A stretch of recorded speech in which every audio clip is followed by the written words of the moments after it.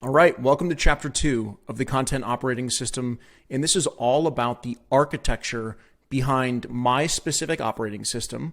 I'm going to talk about the overarching strategy, and I'm also going to dive into some of the tools and technology that I use to make this really fast, efficient, and automated. So let's dive in.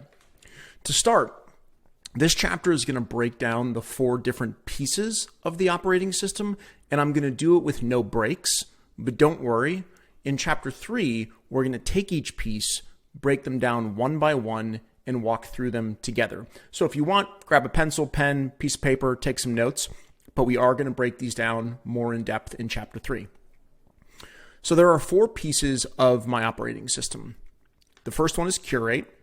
So going out and finding really great styles, structures, and formats that we can use for our ideas. We want to take our ideas, put them in really proven formats, styles, and structures, use that as a vessel to deliver our ideas to as many people as possible, right? We're going to templatize, which is taking those great styles, structures, and formats, turning them into templates that we can reuse over and over again. We want to talk about creating, which is like, how do we get ideas really fast to fill those templates out? Because even blank templates are tough to fill out. So really creating ideas quickly, and then distributing, but distributing automatically, and also plugging in some really unique growth tools to make sure that our tweets and LinkedIn posts reach as many people as possible. So let's start with curation. Curate is the first step. And I use 2 free tools to do this really effectively. I use Twemex and also Save to Notion, which is sometimes called Notion Saver. And they are both Google Chrome plugins, and they are both free. Free Google Chrome plugins, Twemex, Save to Notion. Let's start with Twemex. And Twemex is really about finding and capturing people's best tweets. And this is one of my favorite plugins because you can go to anyone's profile, like mine here, and Twemex on the right-hand side will show you their top 15 to 20 tweets of all time. So you just load a profile up and it automatically displays those tweets. Here's mine, here's Nicholas Cole's, here's Dan Coe's, here's Chase Diamond's. This is such an easy way to go out, look at your favorite creators, and find the templates that have already worked for them so that you can use them for your topic, for your knowledge, for things that you want to say. For example, I was scrolling Twitter the other day and I came across this tweet from a guy named Mark Tenenholtz, and it said, how to spend time building most ML models, old way, ... new way, ... with a little takeaway at the bottom. Spend your time wisely. And when I saw this, it didn't super resonate with me because I actually don't know what ML models are, but I loved the style. White space, good lists. I just thought it was really interesting. And I thought this would be a great format for me to use to talk to my audience about topics that are important to them and the things that I write about.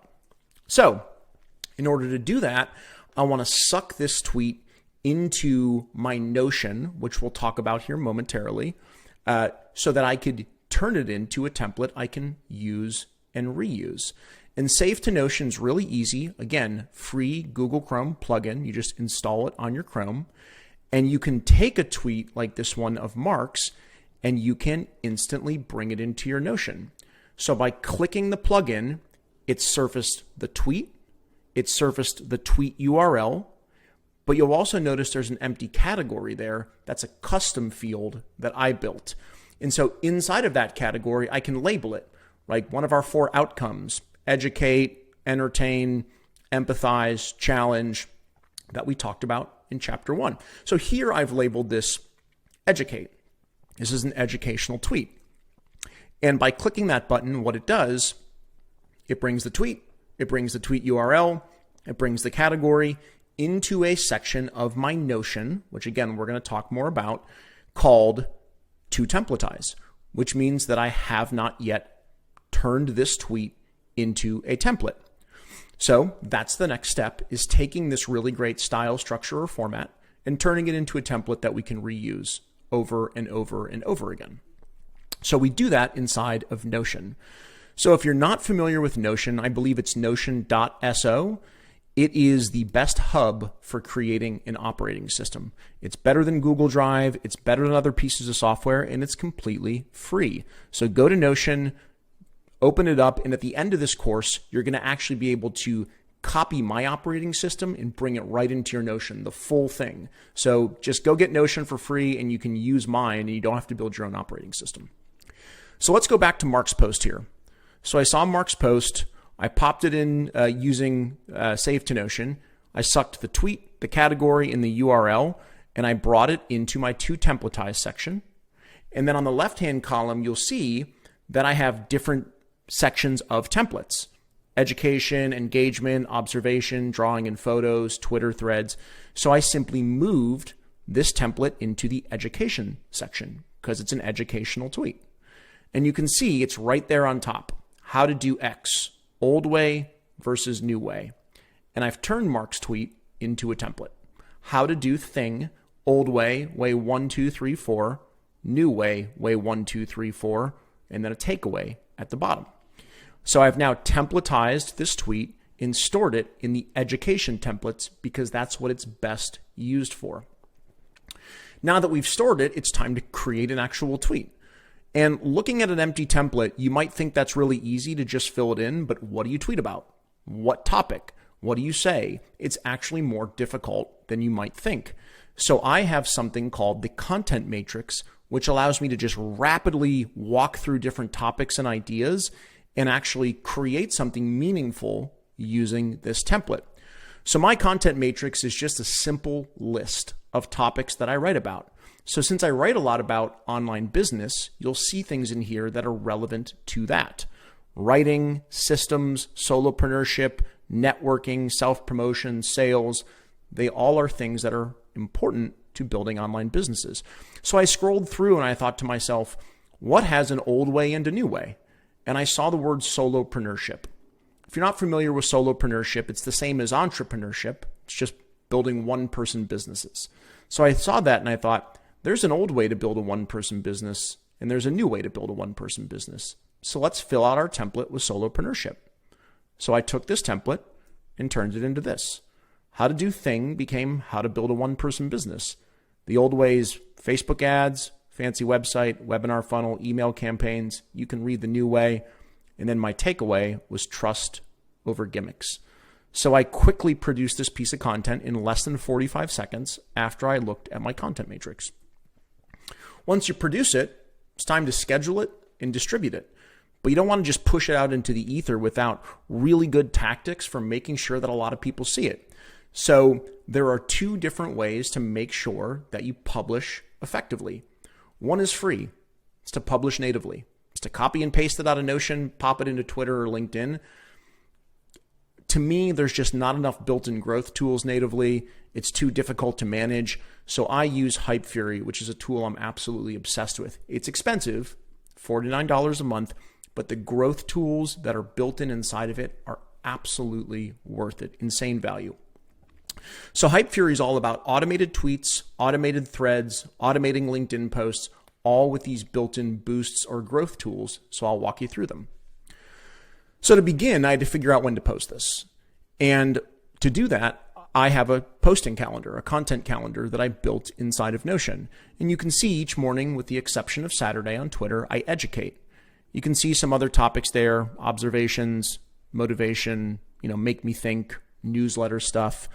But I had a spot that was already filled on Monday, and I had a Tuesday open in my calendar. So I decided to schedule that Tuesday morning on Twitter.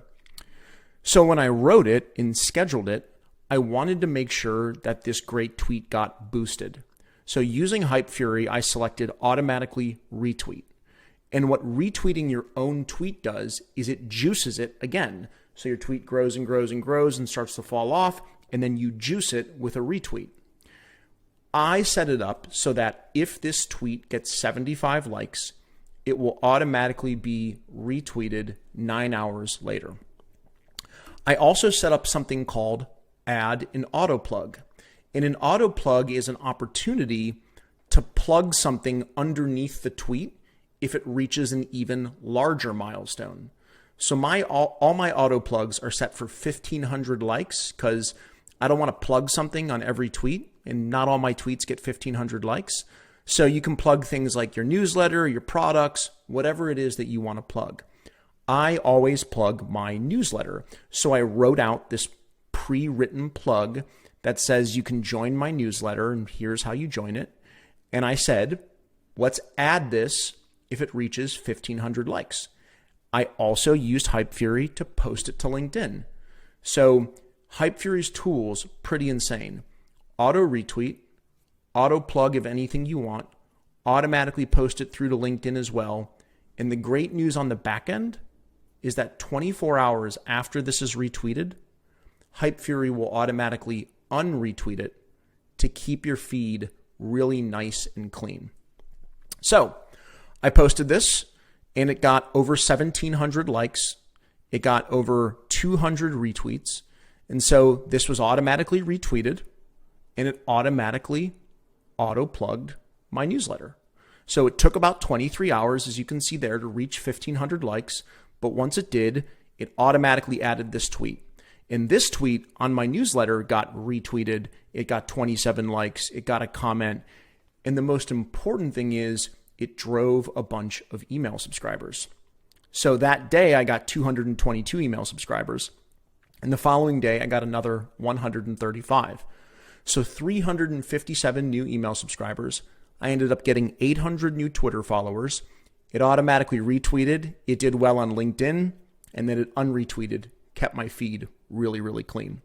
So you can see the power behind a really good publishing tool like Hypefury that has built-in growth tools. So that's for going out and getting discovered. That's for creating that high quality content on Twitter, on LinkedIn. But we also talked about the creator funnel in chapter 1, and the step below getting discovered was building trust. I use a different piece of software for building trust. I create these killer newsletters, if I may say so myself, really, really fast using a piece of software called TypeShare. And I've actually created a separate module where I'm going to walk you through how I use TypeShare to create my Saturday newsletter in 45 minutes or less every single week. And I want to make that a separate lesson. So I'll see you inside. Thanks.